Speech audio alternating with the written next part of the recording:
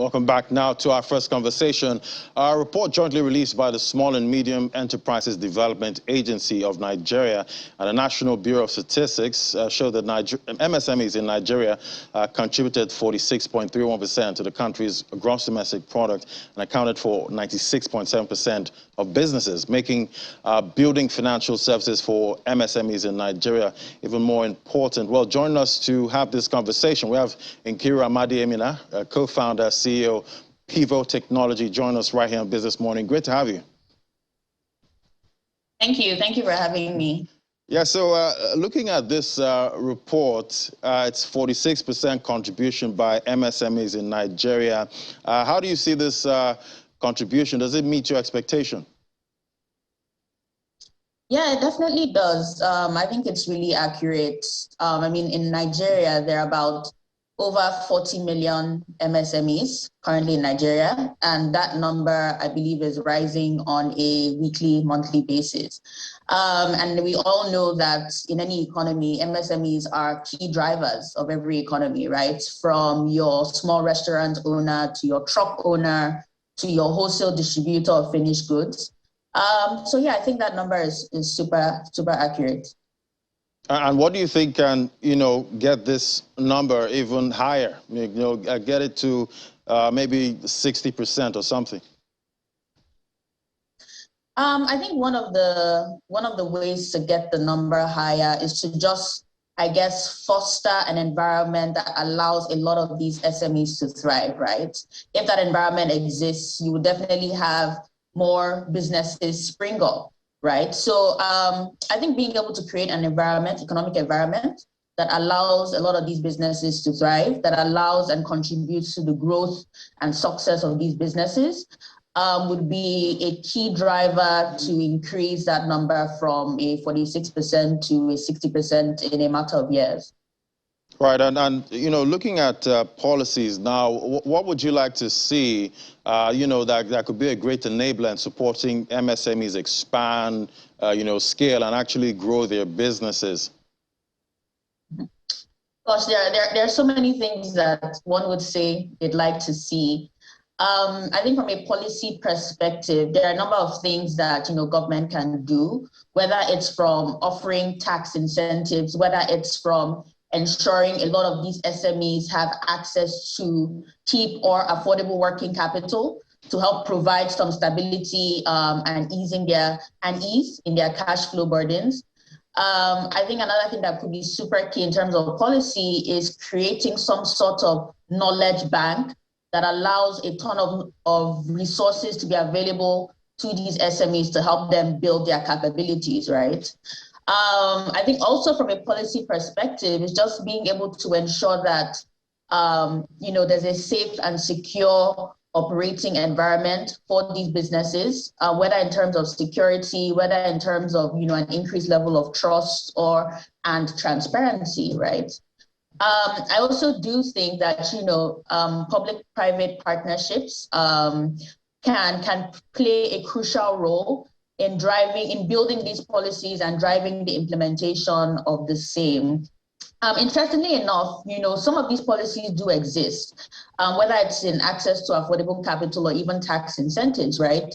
But one thing we find is that even though these policies exist at a high level, there's no granular implementation, right? So these SMEs don't feel it. These SMEs in some cases don't even know that these policies exist to help them grow and thrive, right?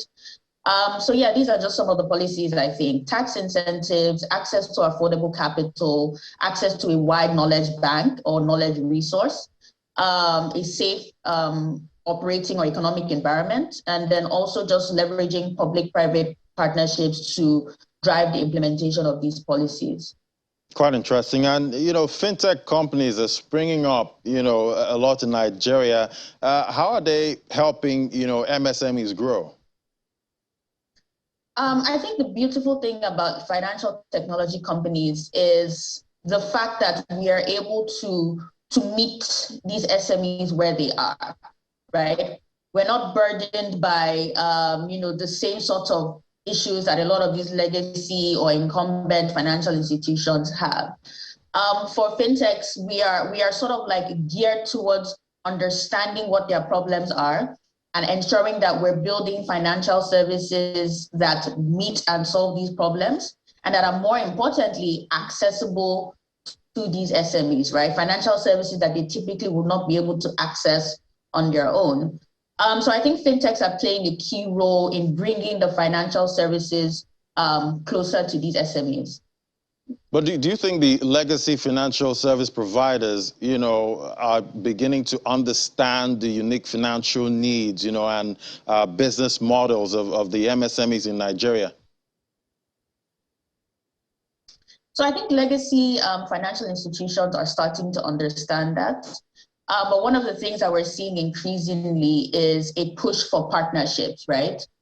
So whereas they wouldn't want to encroach in the space that a lot of the fintechs play, they're more keen on how can we partner, to both achieve, the reach that we seek, right? So yeah, I think they're starting to see the relevance of fintechs and are geared toward, establishing key partnerships for success. And the mindset was, MSME lending, was perceived risky by most of these institutions. Is that still the same perception we have now?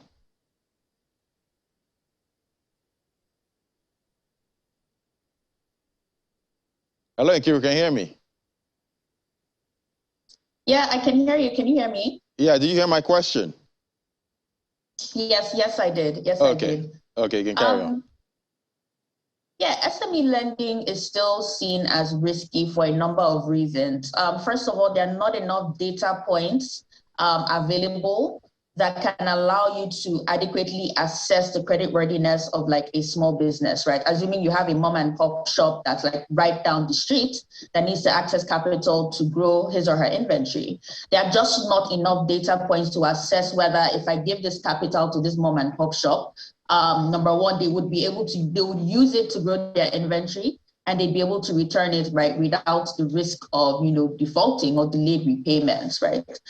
But the truth is the data points exist. And what we're seeing now is fintechs are starting to play with a wide variety of data points to underwrite the risk that is tied to SME lending, right? If you look at Pivo as an example, what we do essentially is we leverage supply chain finance as a means to give capital to SMEs. And with that, we're able to leverage data around what is the cash flow data for the SME, data around transaction history that the SME has in terms of their business. How much sales did they make last week? How much sales did they make last month? What's their future sales projection, right? We're able to layer that with a level of risk assessment as well of the transaction itself, right? So I think what we're seeing is, the complaint around not lending to SMEs is around not having enough data points to assess whether an SME is creditworthy or not.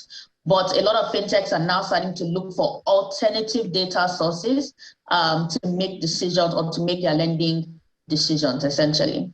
So what are some of these alternative options, that fintechs are using at this point? So you have, we've seen use cases where fintechs use data around how much mobile credit does an SME buy or does this business owner buy on a monthly basis.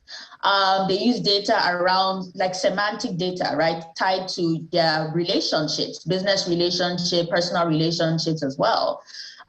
You use data around like invoices, right? So invoice data, use data around like, yeah, sure. Definitely seeing so many other trends. I think the fintech space essentially started with payments. But what we're seeing now is, financial technology companies providing a means to save.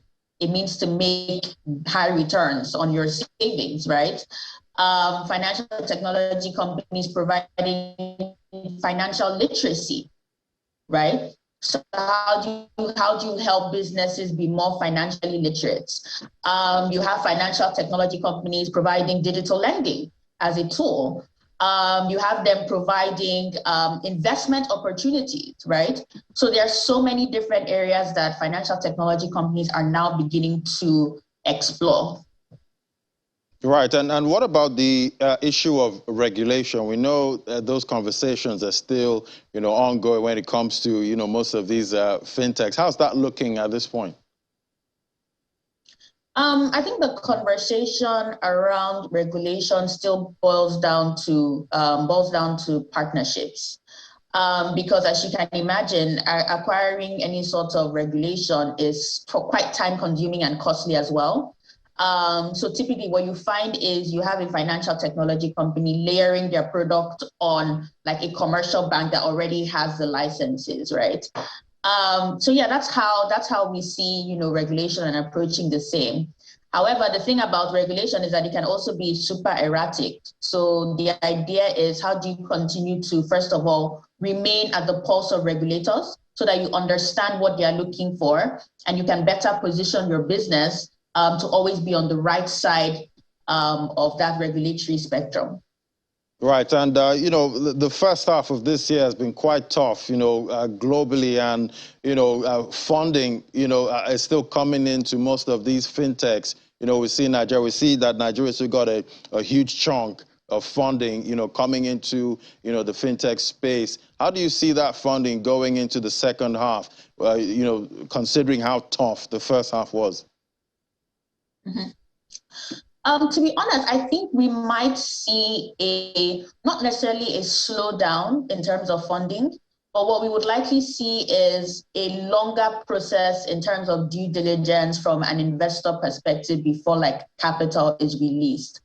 One of the things that I've always thought about and always said is it's important for investors to use a different lens to look at Africa, right? And to look at companies within Africa. Our problems are unique. Our approach to solving the problems are unique, right? The challenges that we face while solving problems are unique, right? So I think what we would likely see is, a lens shift where there's a unique lens that's being defined to look at African companies and how to invest within the space. And I think we would also see not necessarily a water down of capital, but more stricter due diligence from investor perspective.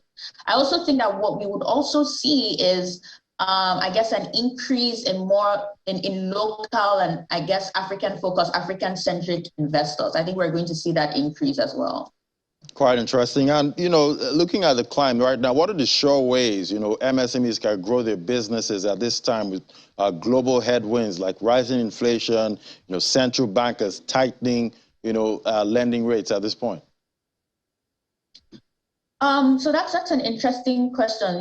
SMEs face a number of challenges, from starting and even to growing their business. Access to funding is one of them.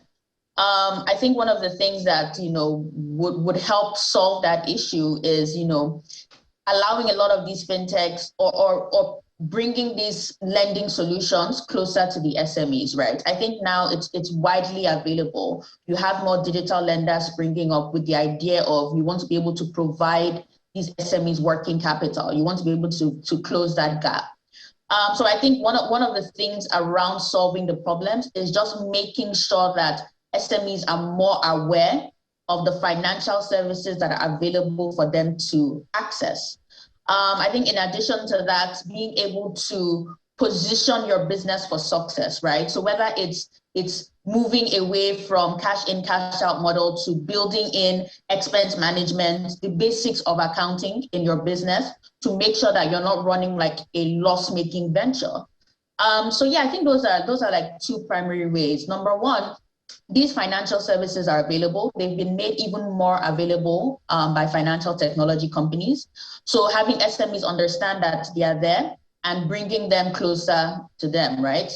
And then lastly, just being able to better position your business for success, right? Understand basic accounting, understand expense management, ensure that whatever it is that you're building is profit making and not loss making. Cut down any exorbitant expenses, right? So those are some of the suggestions that I have. And I mean, more importantly, you can come and speak to Pivo. We're committed to the success and growth of small and medium-sized businesses in Nigeria and across Africa. Right, well, it's been a tough year, and the headwinds, are still there. I guess MSMEs have to brace up this time for what's to come. All right, thank you so much, Nkira Amadi-Emina, co-founder, CEO, Pivot Technology. It was great having you on the show. Thank you so much. All right, now after the break, commodities market update is next, and we're also going to be drilling down on that hot inflation figure coming out from the U.S. That's in a moment. Just stay with us.